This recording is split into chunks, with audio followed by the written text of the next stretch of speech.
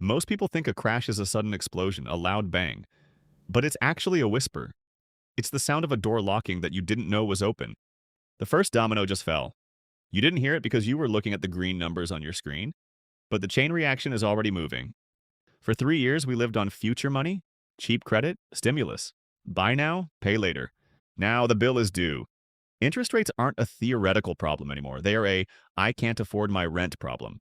The consumer is exhausted, and when the buyer stops buying, the machine stops grinding. This isn't a factory recession, it's an office recession. The people who thought they were safe in tech, finance, and management are the ones getting the emails at 8 a.m. Companies are cutting fat, but soon they'll start cutting bone. When your neighbor loses their job, it's a recession. When you lose yours, it's a depression. It starts with the neighbor.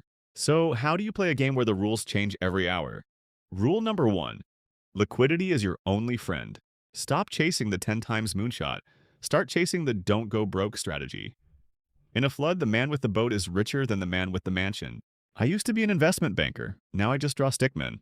But even a stickman can see the cliff. Stay safe.